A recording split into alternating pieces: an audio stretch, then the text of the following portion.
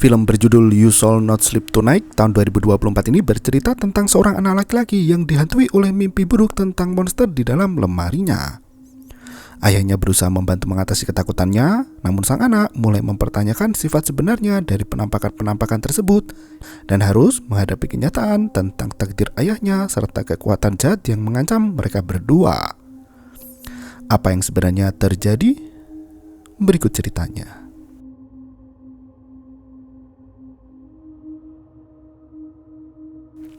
Kisah pertama berjudul Demit Ladang Jagung. Kala itu sebuah keluarga cemara melakukan kegiatan masing-masing. Sang ayah memeriksa hasil panen jagung sementara sang ibu melakukan kegiatan masak-memasak di dapur. Sedangkan kedua anaknya asik bermain masuk ke dalam hamparan ladang jagung yang luas. Si anak perempuan mengejar adiknya yang lari menjauh. Karena terlalu cepat, sang kakak kehilangan jejak adiknya sendiri. Ia menghentikan langkah dan mencari perlahan di mana keberadaan adiknya bersembunyi. Sementara itu, sang ayah yang memeriksa jagung satu persatu mendapati ada sebuah jagung dengan lendir hitam di dalamnya. Si anak perempuan bertemu dengan sosok mengerikan yang ada di dalam ladang jagung.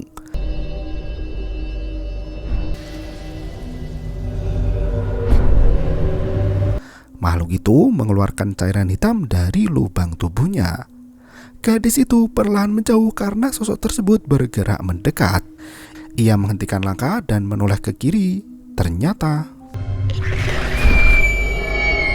teriakan si anak perempuan terdengar hingga sang ayah bergegas pergi dengan menggunakan kapak. Ia masuk ke dalam ladang untuk mencari keberadaan anaknya. Sang ayah berhasil menemukan anak laki-lakinya. Ibu yang berada di dapur merasakan ada yang tak beres. Ia keluar dari rumah dan menemukan topi milik anak laki-lakinya. Dari salah satu daun jagung mengalir lendir hitam dan terlihat sosok Demit Jagung tengah menyandera sang anak. Ia hanya bisa pasrah perihal apa yang terjadi. Boy merasakan ada sosok di dalam rumah itu. Buku yang berjudul Sentinel itu memperlihatkan ada gambar mengerikan yang keluar dari kobaran api. Boy melihat ketumpukan selimut dan Boy yang ketakutan berteriak memanggil ayahnya. Sang ayah yang datang langsung menanyakan apa yang terjadi. Dengan wajah ketakutannya, Boy hanya bisa menunjuk ke sudut gelap. Ketika lampu dinyalakan, apa yang Boy tunjuk hanyalah sebuah tumpukan kain. Ayah meminta Boy untuk segera tidur, namun anak itu merengek untuk ditemani sebentar.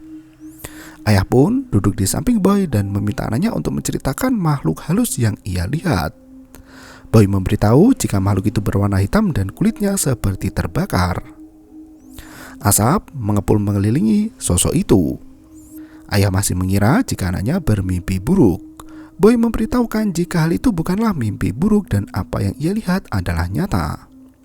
Sang ayah pun memberi nasihat agar anaknya melawan rasa takut karena ia tak bisa terus-terusan memanggil ayahnya. Dan jika apa yang Boy takutkan tidak terselesaikan, maka kedepannya hal tersebut tidak akan baik bagi mereka berdua. Boy memandang ke arah foto keluarga. All around it was scary. Not for everyone. Ia merindukan sesuatu hal yang telah hilang di sana. Sang ayah pun menawarkan untuk membacakan buku cerita. Ia mengambil buku cerita horor berjudul The Last Scenes. Dua kakak beradik tidur di dalam satu ranjang. Kala itu anak kecil terbangun dari tidurnya. Ia merasakan ada sosok yang mendekat di mana sosok itu telah mengambil boneka beruang. Ana kala itu menolak untuk melakukan perintah dari sosok tersebut. Kakak Ana yang bernama Grace terbangun menanyakan kepada siapa Ana berbicara. Ana memberitahu jika ada pria yang melayang di atas mereka. Grace sama sekali tak melihat ada apapun di langit-langit kamar. Ana bergegas kembali tidur. Grace menjelaskan jika ia percaya dengan apa yang Ana katakan. Anna meminta kakaknya untuk kembali tidur dan ia berjanji akan melindunginya. Anna yang tak bisa tidur menatap ke arah langit-langit. Beberapa tahun setelahnya, Anna dan Grace membuka usaha cenayang. Dengan kemampuan Anna, Grace mengeruk uang pelanggan yang ingin berbicara dengan keluarga yang sudah mati. Grace kala itu menghentikan ritual dan meminta biaya uang tambahan jika ingin berbicara dengan anak mereka yang bernama Meredith. She's looking for something. Anna yang menengok ke arah cermin merasakan ada yang tak beres. Terlihat sosok laki-laki hitam seperti apa yang dilihatnya ketika masih kecil dulu. Ketika dilihat langsung, sosok itu menghilang. Anna menyambangi kliennya hendak memperingatkan sesuatu, namun mereka justru berterima kasih atas apa yang akan Anna lakukan. Mereka hanya ingin bertemu dengan Marybeth kembali. Anna pun membongkar beberapa barang. Ia memberitahukan pada Grace jika ada yang tak beres.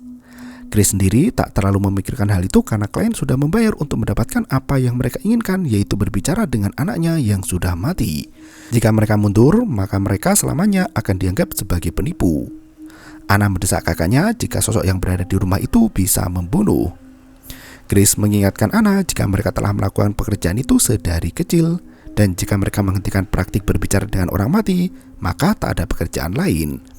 Terlebih jika tak mendapatkan uang, mereka tak tahu harus kemana lagi. Di saat Grace menyiapkan keperluan ritual berbicara dengan arwah, Anna merasa kesal. Tiba-tiba ada yang memanggilnya dari lantai 2. Anna mengira jika itu adalah Marybeth, arwah gadis anak kliennya. Sosok itu meminta untuk dibawakan boneka.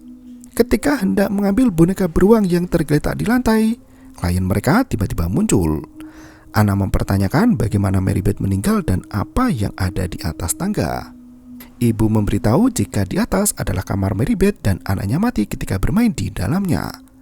Marybeth tiba-tiba ambruk dan mati. Boneka teddy bear yang berada di lantai sudah menghilang. Let's do this. Anna pun dengan mantap mengajak untuk memulai ritual berbicara dengan orang mati. Grace menjelaskan agar Marybeth datang, mereka harus yakin tanpa ada keraguan. Grace memulai ritualnya sementara Anna merasa ada pergerakan dari belakang tubuhnya. Marybeth, are you among us? Tak berselang lama, Anna masuk ke dalam alam goib. Ia bertemu dengan gadis kecil. Grace langsung membuka pertanyaan dan menanyakan kenapa Marybeth masih berada di dalam rumah itu. Arwah Mary menunjukkan jika ada yang menahannya. Grace dan klien kebingungan dengan apa yang terjadi. Grace kembali bertanya siapa sosok yang menahan Marybeth. Anna sebagai perantara menjawab jika itu adalah pria kurus.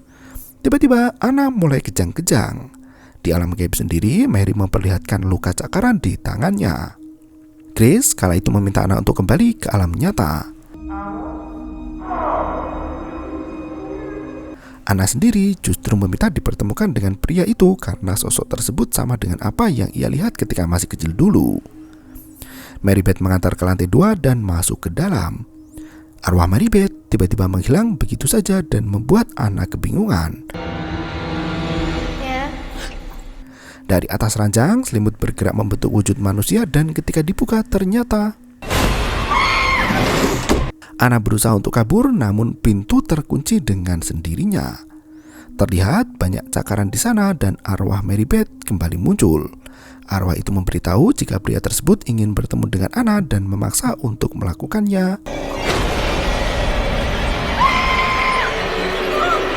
Anna berlari bersembunyi di balik selimut.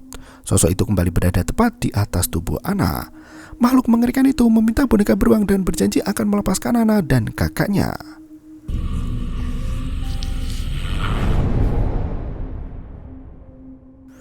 Anna kembali ke dunia nyata. Ia memberitahu jika Marybeth bahagia dan anaknya itu hanya ingin mengecek kedua orang tuanya yang disayang. Grace pun menggenggam tangan Anna di mana tangan itu seperti tangan pria. Ternyata sosok itu merasuk ke dalam tubuh Grace karena pria itu ingin bersama dengan Anna selamanya. If you need anything, call me, okay? Sang ayah meminta anaknya untuk bergegas tidur dan memberitahunya jika membutuhkan sesuatu. Boy kembali membuka buku cerita, namun ia merasa jika ada sosok yang berada di dalam lemari. Ia kembali memanggil sang ayah dan memberitahukan jika sosok tersebut ada di dalam lemari. Namun ketika dibuka, tak ada apapun di sana. Ayah kembali meninggalkan Boy sendirian dan memintanya untuk segera tidur. Melihat ada buku cerita lain, Boy membuka dan berjudul The Plug. Dua mobil berhenti di sebuah dermaga. Mereka melakukan transaksi seperti yang sudah-sudah. Di tempat lain, seorang wanita yang tengah tidur terbangun karena mendengar keran air menyala. Ia memeriksa ke dalam kamar mandi dan ternyata ayahnya sedang berendam tengah malam. Wanita itu merasa kesal dan mengatakan jika sang ayah tak bisa lagi tinggal bersamanya dan akan lebih baik jika berada di panti jompo. Wanita itu langsung turun untuk menelpon panti jompo. Namun terdengar suara gedoran pintu yang keras. Ketika diintip, 3 pria bersenjata langsung masuk ke dalam. Mereka mencari keberadaan ayah dari wanita itu. Ternyata pria tua itu mampu melawan dan berusaha untuk kabur. Salah satu pria muncul dan langsung menembak ayah si wanita. Pria itu memberitahukan jika ayah wanita itu sudah meninggal beberapa jam yang lalu karena serangan jantung. Mereka datang untuk menangkap sosok lain yang masuk ke dalam tubuh ayah dari wanita itu. Tak disangka ayah wanita yang terkena tembakan itu kembali bangkit. Pria bersenjata bergegas menangkap dan memasukkannya ke dalam peti besi. Mereka mengunci dan membawanya ke sebuah pulau bekas penjara tak terpakai. Di sana sudah banyak peti berisi makhluk mengerikan di dalamnya. Boy yang pergi kencing merasakan ada sesuatu. Ketika ia membasuh tangan, lampu di lorong rumahnya mati dengan sendirinya. Ia mengira jika itu adalah ayahnya, namun sosok makhluk mengerikan muncul secara tiba-tiba. Boy langsung lari masuk ke dalam kamar dan mengunci diri di sana. Makhluk itu bergerak mendekat menuju ke kamar Boy. Bocil itu bersembunyi di bawah ranjang di mana tak berselang lama sang ayah datang. Boy mengaku jika ia tengah mengompol. Ayah pun menariknya keluar dari kolong tempat tidur. Cerita selanjutnya berjudul Sleepwalk. Seorang pria tua bernama Lloyd melakukan perjalanan jauh untuk mencari pie apple. Ia menginap di motel malam harinya dan melanjutkan perjalanan di hari berikutnya. Sesampainya di sebuah pom bensin, Lloyd menanyakan keberadaan dari Turk dan Dolores Barrett. Petugas pom memberitahu jika Turk sudah mati tahun lalu, namun Dolores pindah dekat stasiun. Ia menyarankan Lloyd untuk pergi ke sana dan bertanya pada warga sekitar. Petugas pom menanyakan urusan Lloyd mencari Dolores. Apakah semua itu karena anaknya? Pria tua itu hanya memberitahu jika ia ingin membeli pie apple buatan Dolores yang katanya terkenal paling enak. Thank you, sir. Lloyd bergegas pergi dan sampai di rumah Dolores. Tetangga memberitahu jika Dolores tak ada di rumah karena sedang bekerja. Lloyd pun pergi ke tempat di mana Dolores berada. Sebuah rumah makan bernama Dinner di mana pria tua itu meminta apple pie. Sayangnya, pie apple tidak tersedia di dalam menu. Lloyd memintakan pesanan khusus agar ia bisa dibuatkan pie apple. I'm sorry, sir, but we don't make that pie anymore. Pemilik resto masuk ke dapur, namun permintaan dari Lloyd ditolak karena koki sedang sibuk. Lloyd pun bersedia menunggu hingga ia mendapatkan pie apple pesanannya. Pemilik resto mengira jika Lloyd adalah kritikus makanan. Ia menawarkan menu lain, namun Lloyd memaksa untuk diberikan apple pie. Lloyd menunggu dengan sabar hingga waktu sudah sore. Pemilik resto pun memberikan kopi gratis pada pria itu sebagai bentuk kesungguhannya dalam menunggu. Ketika malam, resto pun tutup dan Lloyd menunggu di depan mobil. Seorang wanita datang menghampiri Lloyd dan menanyakan apa yang diinginkannya sebenarnya, padahal banyak toko lain yang menjual pie apple. Lloyd hanya mengatakan jika ia berusaha untuk menepati janji. Wanita itu pun mulai mengerti dan menangis. Ia membuatkan apple pie dan memberikannya pada Lloyd di keesokan harinya. Lloyd bergegas kembali di mana ia adalah seorang sipir penjara. Darren yang hendak dihukum mati meminta apple pie buatan ibunya sebagai permintaan terakhir. Did you tell my mom? Pria itu pun berterima kasih pada Lloyd karena telah memenuhi permintaannya. Sang ayah meminta Boy untuk segera tidur. Ia menjelaskan jika Boy tak bisa terus-terusan takut ketika melihat sesuatu. Boy harus melepaskan rasa takut demi kebaikan mereka berdua. Ayah pun meminta anaknya untuk berteriak dengan lantang untuk melepas rasa takut. Boy menjadi semangat dan akan melawan sosok itu dengan keberanian. Now let's go. Ketika Boy kembali membaca buku cerita, makhluk itu kembali muncul dari balik selimut. Boy teringat dengan traumanya di masa lalu dan berkaitan dengan api. Kisah selanjutnya berjudul My Blood. Malam itu, dua pria datang ke rumah Matilda untuk menyembuhkan putrinya yang bernama Sylvia. William dan Jack mengaku bisa menyembuhkan kerasukan yang selama ini diderita Sylvia. I am William Conwell, and this is my son, Jake. Ya, Matilda mempersilahkan untuk masuk. Will memastikan jika tak ada orang yang melihat keberadaan mereka. Ia mempertanyakan keberadaan dari Sylvia kini. Matilda menjelaskan jika anaknya berada di dalam kamar dan telah dikunci selama 3 minggu. Ia melakukan itu karena anaknya selalu menyerang, bahkan meninggalkan bekas luka di tubuhnya. Matilda masih tak mengerti kenapa semua itu terjadi padanya, padahal ia sudah berusaha memberikan kehidupan yang layak untuk sang anak. Will mempertanyakan awal mula hal itu bisa terjadi. Matilda hanya mengetahui jika itu terjadi ketika pulang sekolah dan Sylvia mengalami flu. Selanjutnya, matanya menghitam dan sejak saat itu Sylvia sudah menjadi pribadi yang berbeda. Will pun mempertanyakan uang yang sudah mereka sepakati. Then one night, whatever that thing is inside of her. Matilda bergegas mengambilnya dari dapur. Ia memberitahu jika separuh pembayarannya akan diberikan ketika anaknya sudah sembuh. Will pun menenangkan Matilda dan memberikan sedikit ceramah sebelum memulai aksinya. Evil lurches from the dank shadows with its sinister hands and consumes us. Will mengambil uang dan Jack menunjukkan lengannya yang penuh goresan. Ia masuk ke dalam kamar dan tidak mengakhiri semuanya.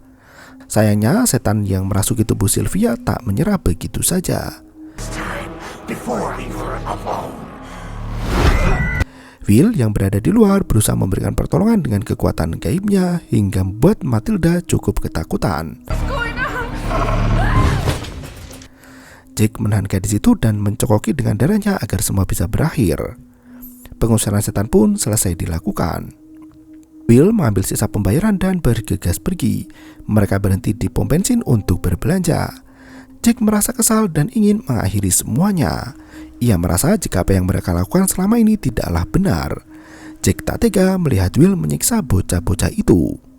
Ia memilih untuk keluar. Whatever. I'm out. Will mampir di sebuah motel dan menyewa perempuan. Ketika wanita itu menyentuh kepala Will, ia bisa melihat sosok iblis di dalam tubuh Will. Ternyata selama ini pria itu mencari uang dengan merasuki orang dan menyembuhkan dengan darah dari manusia. Kini ia mencari pengganti dari Jake. Boy terbangun dari ketakutan dan melihat ada asap keluar dari lemari. Kali ini Boy memberanikan diri untuk melihat apa yang ada di dalamnya. Sosok pria dengan luka bakar berada di sana. Ayah memberitahu anaknya jika apa yang dilakukannya sangatlah bagus. Tiba-tiba ibu masuk ke dalam kamar dan meminta Boy untuk kembali tidur. Boy menanyakan apakah sang ibu sering memimpikan ayahnya. Ibu memberitahu jika ia sangat merindukan sang suami. Ia meminta Boy untuk kuat seperti ketika sang ayah bersama dengan mereka. Boy menjelaskan jika ayahnya memanglah bersama mereka. Sang ibu pun mematikan lampu dan film pun berakhir. Selama ini ternyata bukan sang ibu yang mati, namun ayahnya lah yang mati dalam sebuah kebakaran. Setiap Boy tidur, ia selalu mengalami mimpi buruk tentang ayahnya, hingga akhirnya ia bisa melawan rasa takut dan merelakan kepergian ayahnya ke alam baka. Terima kasih dan sampai jumpa. Yo, bermau itu ketarik.